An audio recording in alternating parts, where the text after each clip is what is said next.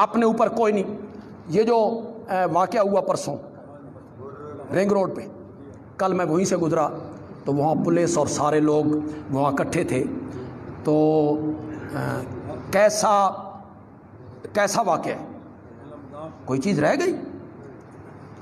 लेकिन एक बात ज़हन में आई, वो जो शरीयत ने कहा है, हमारी शरीयत ने, कि औरत को बग़ैर महरम के सफ़र नहीं करना। कितनी सही बात शरीयत ने।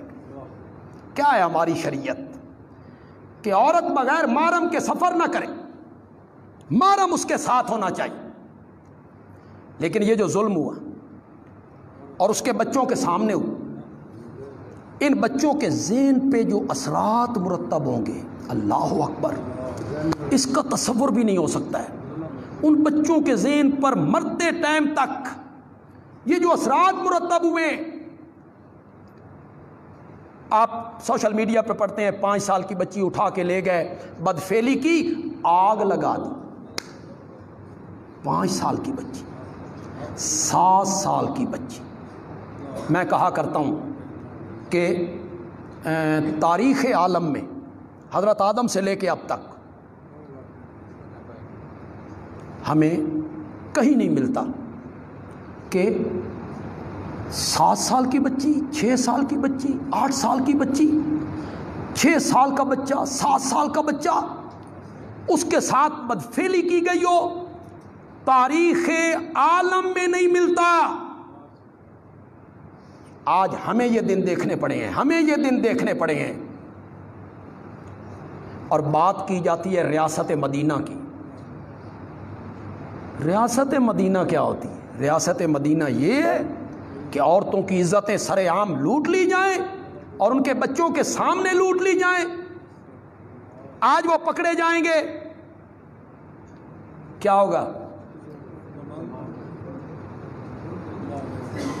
कोई गवाह है?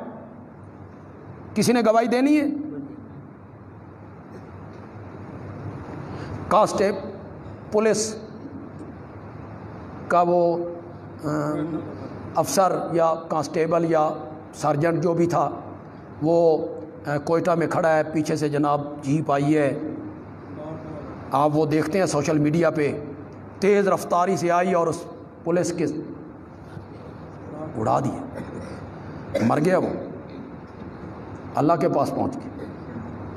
उसकी जो चलाने वाला है वो खुद वो आदमी है, उसकी तस्वीर सामने है, कार में वो ड्राइविंग सीट पे बैठा है, तस्वीर नजर आ रही है।